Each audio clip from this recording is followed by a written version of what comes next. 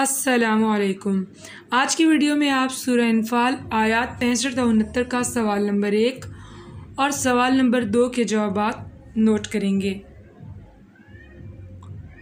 سوال نمبر 1، اللہ نے مسلمانوں کو جہاد پر ابھارنے کے لیے کیا ترغیب دی؟ جواب، ہیڈنگز: جہاد پر ابھارنے کی ترغیب۔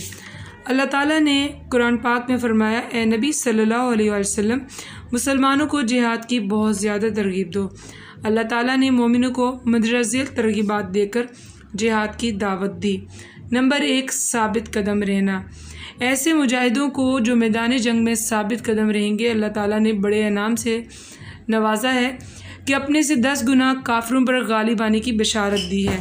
اس طرح ایک ایک مسلمان 10 کافروں کا مقابلہ کرنے لگا، کیونکہ اس سے یہ مطلب لیا گیا کہ اللہ نے ہر ایک مسلمان پر 10 کافروں سے لڑنا واجب کر دیا ہے۔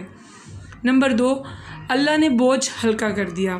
جب اللہ تعالیٰ نے دیکھا کہ مسلمانوں کے لیے یہ حکم بڑا تکلیف دہ ہو رہا ہے، تو اس نے اپنے کمال رحمت سے مسلمانوں پر یہ بوجھ ہلکا کر دیا۔ چنانچہ اس حکم پر نظر ثانی کر کے فرمایا گیا، اگر تم میں سے جم کر لڑنے والے 100 ہوں گے تو وہ 200 دشمنوں پر غالب آئیں گے، اور 1000 ہوں گے تو 2000 دشمنوں پر غالب آئیں گے۔ نمبر 3، اللہ کی مدد۔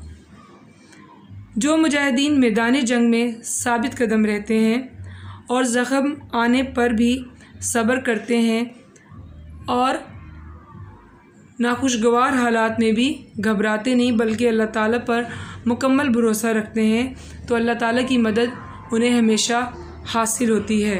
بے شک اللہ تعالیٰ صبر کرنے والوں کے ساتھ ہے۔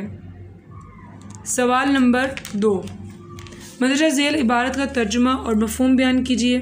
بسم اللہ الرحمن الرحیم۔ ما کان للنبی ان یکون لہ اسریٰ حتی یثخن فی الارض تریدون عرض الدنیا واللہ یرید الآخرہ۔ ترجمہ: پیغمبر کو شایع نہیں کہ اس کے قبضے میں قیدی رہیں جب تک کافروں کو قتل کر کے زمین میں کثرت سے خون نہ بہا دے۔ تم لوگ دنیا کے مال کے طالب ہو اور خدا آخرت کی بھلائی چاہتا ہے۔ مفہوم: غزوہ بدر میں کامیابی حاصل کرنے کے بعد مسلمانوں کے قبضے میں 70 کفار قیدی کے طور پر آئے۔ آپ صلی اللہ علیہ وآلہ وسلم نے صحابہ کرام سے قیدیوں کے متعلق مشورہ کیا کہ کیا کیا جائے۔ حضرت عمر فاروق رضی اللہ تعالیٰ عنہ نے مشورہ دیا کہ ان کو قتل کر دیا جائے، جبکہ کچھ صحابہ کرام نے یہ رائے دی کہ ان سے فدیہ لے کر ان کو آزاد کر دیا جائے۔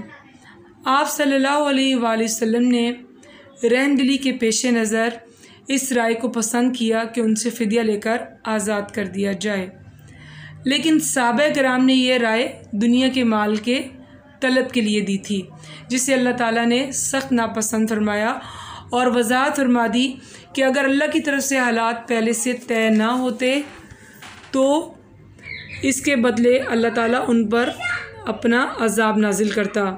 جب اللہ کی طرف سے یہ حکم صحابہ کرام تک پہنچا تو وہ خوف زدہ ہو گئے اور انہوں نے مال غنیمت لینے سے بھی انکار کر دیا۔ اس پر اللہ تعالیٰ نے وضاحت فرما دی کہ اللہ تعالیٰ نے جو انہیں مال دیا ہے وہ حلال ہے، طیب ہے، کھائیں، اور اللہ تعالیٰ تو آخرت کی بھلائی چاہتا ہے۔ جبکہ ان سے غلطی ہوگی اور انہوں نے اس غلطی پر اللہ تعالیٰ سے معافی مانگ لی، جس پر اللہ تعالیٰ نے انہیں معاف فرما دیا۔